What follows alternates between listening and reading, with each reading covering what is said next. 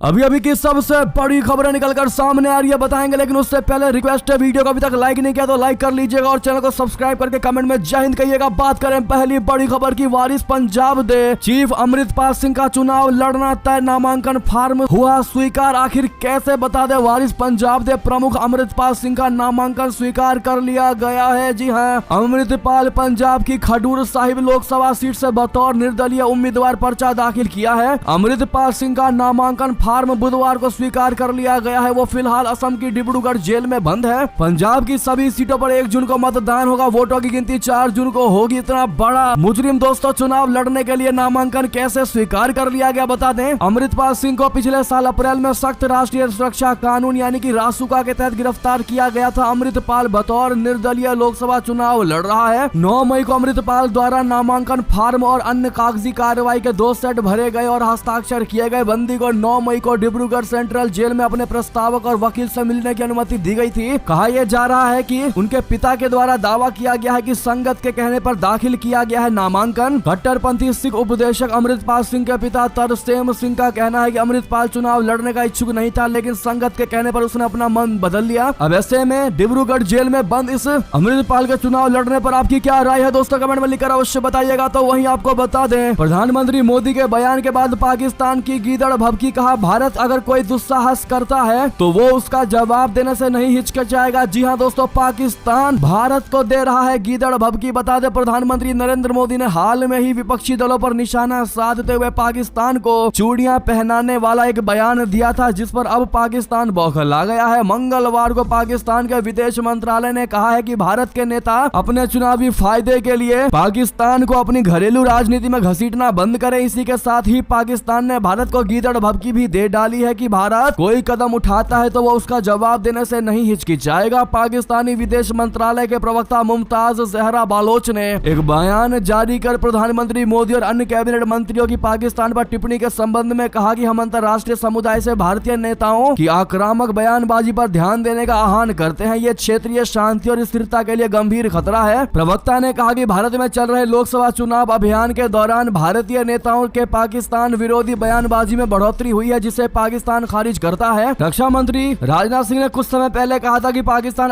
अधिकृत कश्मीर पर बलपूर्वक कब्जा करने की जरूरत नहीं है, वहां के लोग खुद भारत में शामिल हो जाएंगे। रक्षा मंत्री के इस बयान पर प्रतिक्रिया देते हुए जम्मू कश्मीर के पूर्व मुख्यमंत्री और नेशनल कॉन्फ्रेंस के अध्यक्ष फारूक अब्दुल्ला ने कहा था कि अगर रक्षा मंत्री ऐसा कह रहे हैं तो आगे बढ़े, हम रोकने वाले कौन होते हैं। लेकिन याद रखें, पाकिस्तान ने चूड़ियां नहीं पहनी है, उसके पास परमाणु बम है और दुर्भाग्य से वो हम पर ही गिरेगा। दोस्तों, फारूक अब्दुल्ला के इस बयान पर बीजेपी ने भारी हंगामा किया और कहा कि विपक्षी इंडिया ब्लॉक के नेताओं पर पाकिस्तान की छाप है, जिस पर पीएम मोदी ने कहा था ये लोग इतने डरे हुए हैं कि इन्हें रात को सपने में भी परमाणु बम दिखाई देता है। इंडिया गठबंधन के नेताओं के बयान देख लीजिए, कहते हैं कि पाकिस्तान ने चूड़ियां नहीं पहनी है। अरे भाई, पहना देंगे उनको भी चूड़ियां, उनको आटा भी चाहिए, बिजली भी नहीं है। अब हमको मालूम नहीं था कि उनके पास चूड़ियां भी नहीं है, चूड़ियां भी पहना दिया जाएगा, ये कहना था पीएम मोदी जी का। वैसे में इसी बयान के बाद पाकिस्तान में बवाल मचा और जहरा बलोच ने यह बयान दिया और भारत को गीदड़ भभकी भी दिया। वैसे में आप क्या जवाब देंगे दोस्तों पाकिस्तान को? क्या पाकिस्तान के इस गीदड़ भभकी से भारत थोड़ा भी डरेगा? जो भी आपको लगता है बताइएगा जरूर। अगर आप भी मानते हैं कि भारत अब वो शक्ति बन चुका है कि पाकिस्तान जैसे देश अगर 20-20 भी एक साथ हो जाए तो भी अकेला भारत काफी है, तो अपनी राय अवश्य दीजिएगा दोस्तों। तो वहीं आपको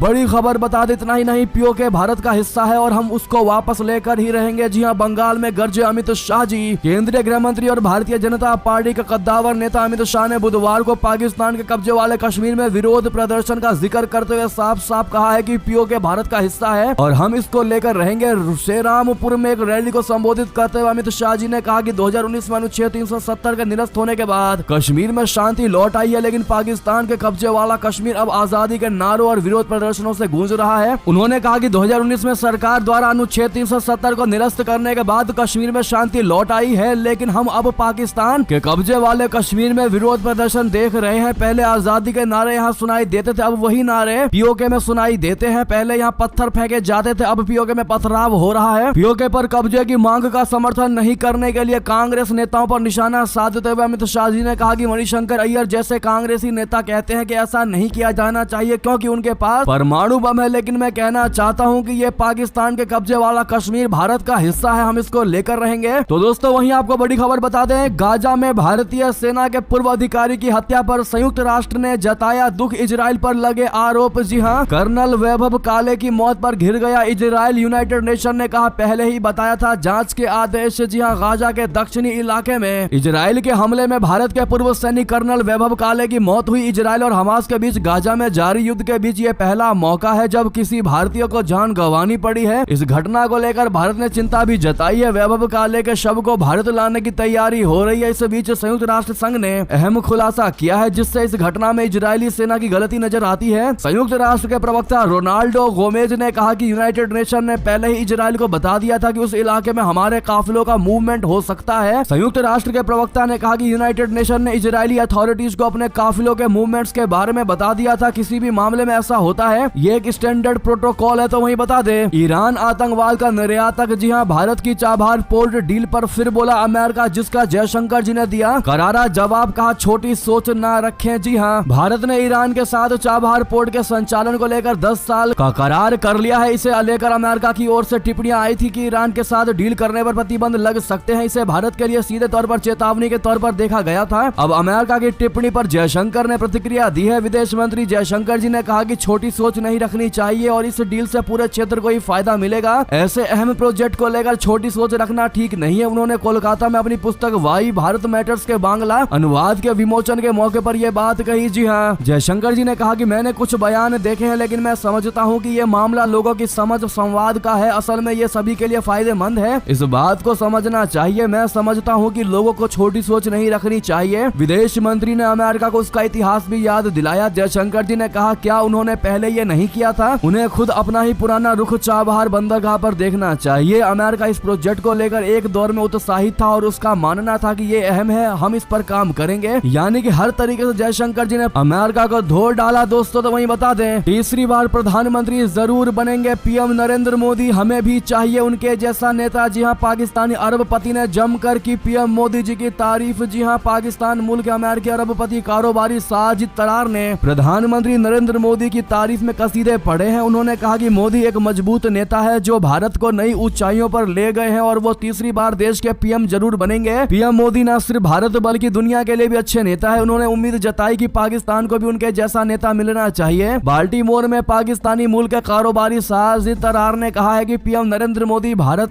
के सबसे ताकतवर नेता के साथ अच्छे प्रधानमंत्री भी है। उन्होंने लोकसभा चुनाव 2024 को लेकर मोदी की जीत की भविष्यवाणी भी की, साथ में दावा भी किया कि वो तीसरी बार देश के प्रधानमंत्री बनने जा रहे हैं। उन्होंने कहा कि मोदी एक शानदार नेता है, वो जन्मजात नेता है, वो एकमात्र ऐसे प्रधानमंत्री है जिन्होंने विपरीत परिस्थितियों में पाकिस्तान का दौरा किया और अपनी राजनीतिक साख को दांव पर रखा। मुझे उम्मीद है कि मोदी जी पाकिस्तान के साथ बातचीत और व्यापार शुरू करेंगे। तो वहीं बता दें, पाकिस्तान वालों की पैंट भीग जाती है। सीएम योगी आदित्यनाथ ने किया बुंदेलखंड के तोप का जिक्र, एटम बम की चर्चा। जी हां, उत्तर प्रदेश के बुंदेलखंड इलाके में चुनावी प्रचार मैदान में सीएम योगी आदित्यनाथ जी ने पाकिस्तान का जिक्र किया। उन्होंने हमीरपुर की चुनावी रैली में कहा कि बुंदेलखंड के तोपों से पाकिस्तान की पैंट गीली होती है। इलाके में पानी की समस्या के मुद्दे को भी उन्होंने उठाया। मुख्यमंत्री योगी आदित्यनाथ ने कहा है कि केंद्र और प्रदेश की सरकार ने सबसे अधिक बुंदेलखंड क्षेत्र के विकास पर फोकस किया है। इस क्षेत्र को नोएडा की तर्ज पर विकसित किया जाएगा, जिसके बाद यहाँ के नौजवान पलायन नहीं करेंगे। पूरी दुनिया से लोग यहाँ नौकरी और रोजगार के लिए आएंगे। मुख्यमंत्री ने कांग्रेस, सपा और बसपा को निशाने पर लेते हुए कहा कि पिछली सरकारों में बुंदेलखंड के क्षेत्र में माफिया और डकैत पैदा किए गए थे। बुंदेलखंड को पानी के लिए तरसाया गया। ऐसे लोगों की जमानत जब्त होनी चाहिए। तो वहीं आपको बता दें, गाजा में तैनाती होगी इस्लामिक फौज की। इजराइल हमास युद्ध पर अमेरिका का सबसे बड़ा प्लान लादेन का पत्ता होगा। साफ बता दें, अमेरिका गाजा में अरब देशों की फौजों की एंट्री कराने की कोशिश कर रहा है। अमेरिका चाहता है कि गाजा में युद्ध के बाद बनने वाली बहुराष्ट्रीय सेना में अरब के देश भी शामिल हों। इसके लिए अमेरिका अरब देशों को मना रहा है। पश्चिमी और अरब अधिकारियों का कहना है कि मिस्र, संयुक्त अरब अमीरात और मोरक्को इस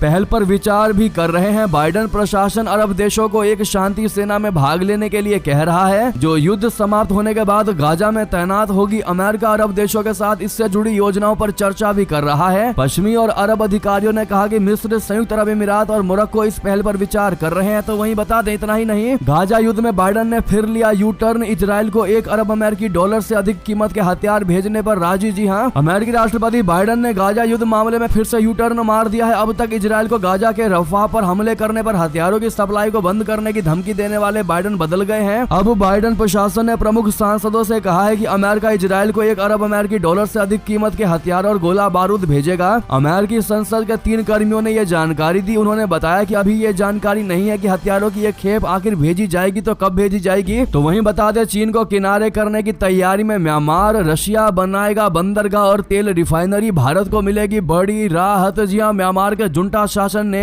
रूस की मदद से देश के पूर्वी तट पर दावेई बंदरगाह बनाने के लिए रशिया की मदद लेने का फैसला लिया है। जुंटा के इस फैसले ने चीन को नाराज कर दिया है, जो थाईलैंड सीमा के करीब स्थित बंदरगाह का निर्माण करने पर नजर गड़ाए हुए था। म्यांमार जुंटा रूसियों को तेल रिफाइनरी सहित एक विशेष आर्थिक क्षेत्र के साथ बंदरगाह परियोजना में निवेश कराने के लिए उत्सुक है। ईटी के मुताबिक चीन काफी समय से दावेई बंदरगाह पर प्लान कर रहा था, लेकिन उसने इस पर ठंडे कदम उठाए। इसकी वजह चीन का ध्यान भारत निर्मित सितवे बंदरगाह के नजदीक कया कफ्यू गहरे बंदरगाह के निर्माण पर केंद्रित था। म्यांमार के विशेषज्ञों के अनुसार रशिया के प्रति झुकाव के लिए जुंटा को चीनियों के क्रोध का सामना करना पड़ा है। तो वहीं आपको बता दें, चीन पर अमेरिका ने कर दी ट्रेड स्ट्राइक, कई चीजों पर बढ़ाया टैक्स। बाइडेन ने वजह भी बताई। जी हां, चीन और अमेरिका के बीच लंबे समय से कारोबारी रिश्तों में तनाव देखा जा रहा है। इस बीच अमेरिका ने चीन पर बड़ी ट्रेड स्ट्राइक कर दी है। जो बाइडेन सरकार ने चीन से आने वाले सामानों पर भारी आयात शुल्क लगाने का ऐलान किया है। इन चीजों में electric vehicle, battery, steel, solar panel और एल्यूमिनियम शामिल है। इनके अलावा मेडिकल उत्पादों, कंप्यूटर चिप्स के आयात पर भी शुल्क बढ़ा दिया गया है। माना यह जा रहा है कि चुनावी साल में जो बाइडेन ने अमेरिकी जनता को लुभाने के लिए यह कदम उठाया है। इसके जरिए वो संदेश देना चाहते हैं कि अमेरिका की आर्थिक आत्मनिर्भरता के लिए वो प्रतिबद्ध है। तो वहीं बता दें, भारत की मदद से लघु शस्त्र विनिर्माण इकाई स्थापित करने में श्रीलंका ने दिखाई दिलचस्पी। आर्थिक तंगी से गुजरने के बाद श्रीलंका एक लघु हथियार विनिर्माण इकाई स्थापित करने के लिए भारत के साथ संपर्क में है। श्रीलंका के रक्षा मंत्री प्रेमिता बंडारा तेनाकुन ने एक प्रेस कॉन्फ्रेंस के जरिए इसकी जानकारी दी। उन्होंने यह भी कहा कि श्रीलंका को भारत से